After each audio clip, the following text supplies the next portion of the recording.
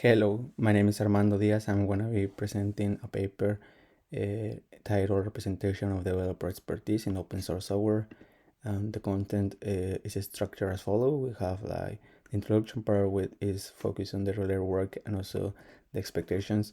We also have the body section where we talk about the methodology, the data used for the analysis, and also the evaluation, which means how they use this data to feed the algorithm and get the results. Then GitHub, well, is one of the biggest uh, social contribution platforms where basically anyone who has access to internet can contribute to the open source community. They can use any programming language. They don't have to be experts. They don't have to be. They can be students. They can be people who want to transition from one industry to the tech industry, etc. So they can contribute to small projects or big projects depending on their interest, but there is a challenge. It's not that easy sometimes. You can be interested.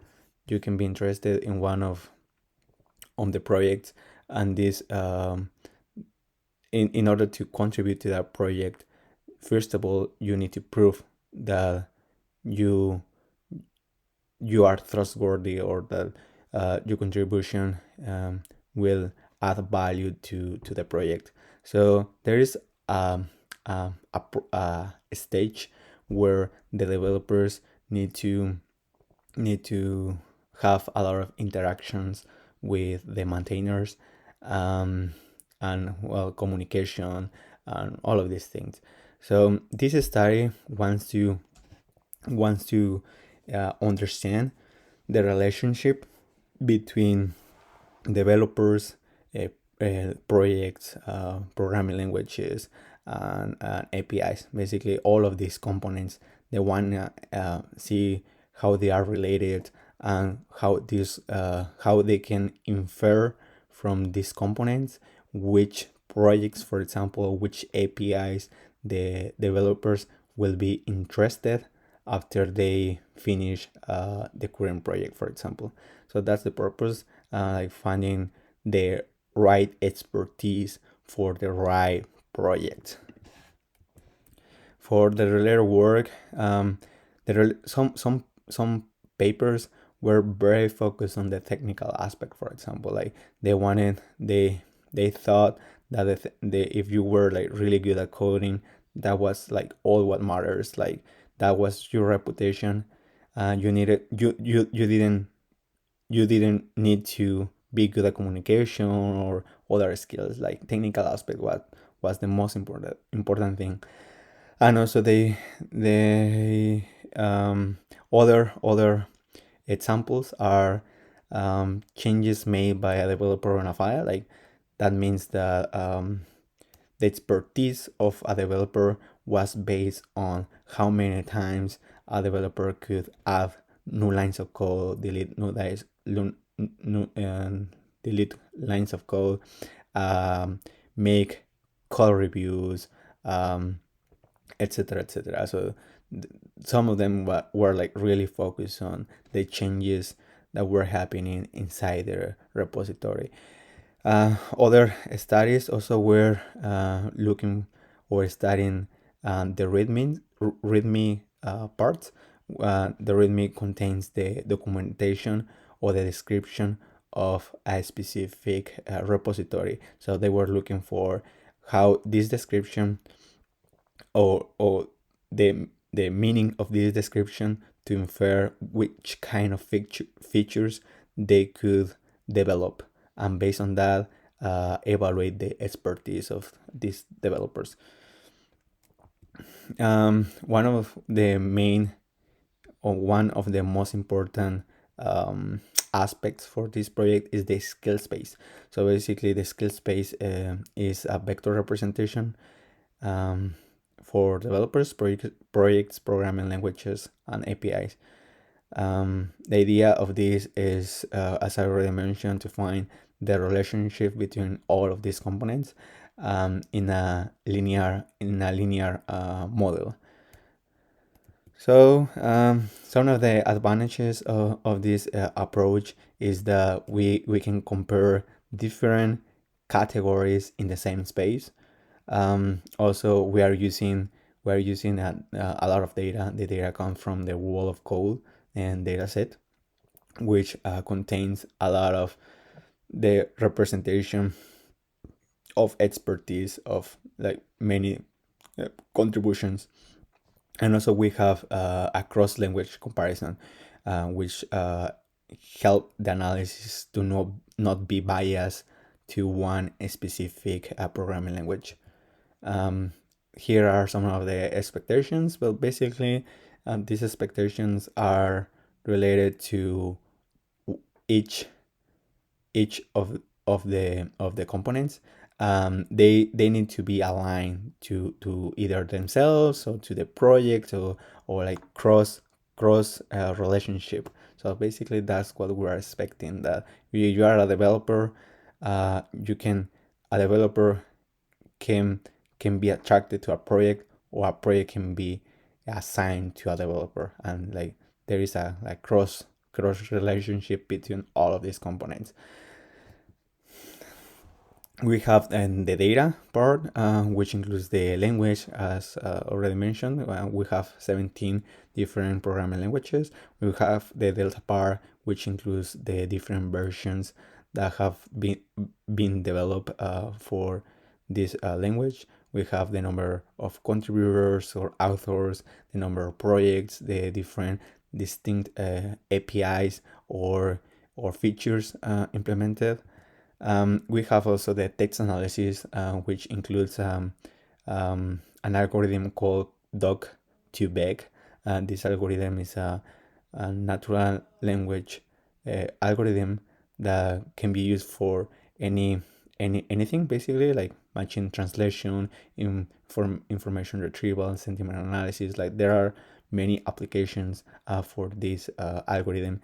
However, we in this analysis we are focused on analyzing the the packages import in in in in the repository. Like we are not like analyzing every single line of code. We are not analyzing like how many lines of code or developer included in the last commit, for example. We are not doing that. We are analyzing the imports.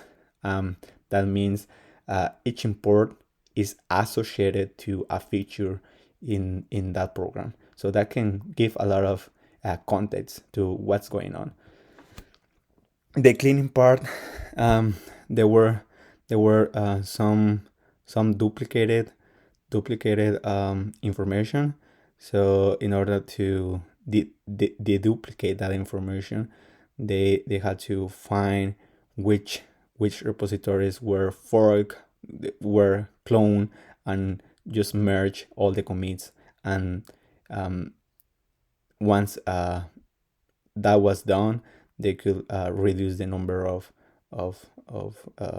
information. And also we have the represent there was an issue with looking for the right author or the right contributor. So sometimes if you have you are working in a Mac or you are working in Windows, depending of the server, the GitHub ID could be different. So even it was the same person, so they needed to find the right relationship, and they use like maybe looking for the emails or other descriptions that could lead to the right author.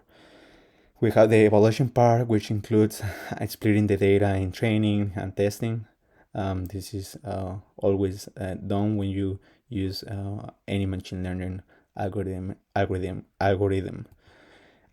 They also use a survey to validate the results of the algorithm with the opinion of the developers. So basically, if the algorithm was saying this developer will be interested in this programming language, or will be interested in this project, or will be interested in this API, they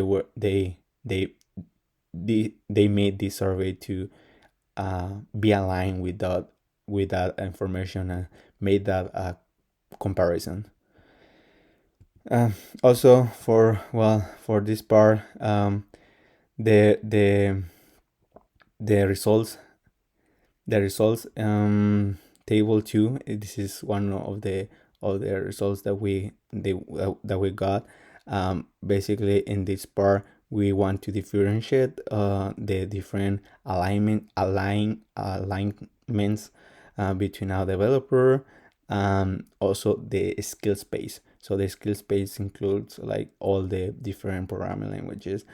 um, we have also the pull request acceptance. So we want to see if the developer would be if a developer submits a pull request, would be accepted in the project that is more likely assigned to this person. So they have in the predictor we have all the features that were used, in the coefficient per, depending on if it's positive or if it's negative, we can see the grade of impact in the results.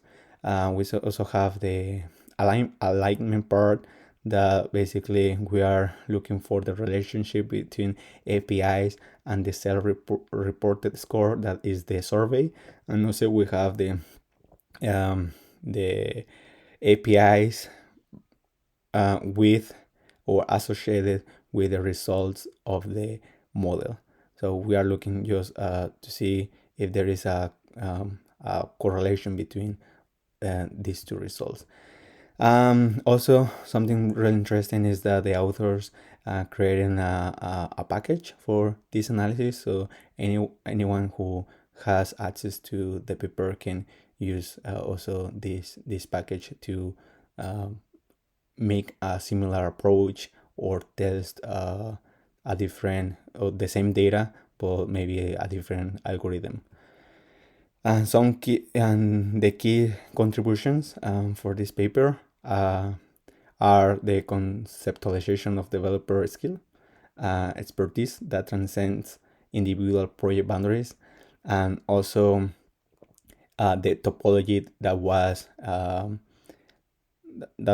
suggested by the authors to understand the skill space, that basically is the relationship between the four components.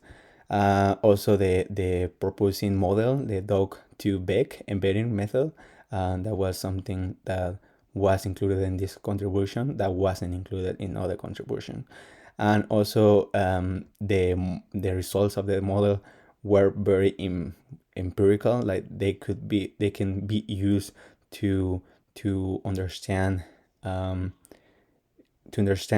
to explain the context of what's going on with which with each coefficient in the regression, in the logistic regression is part. So that's it.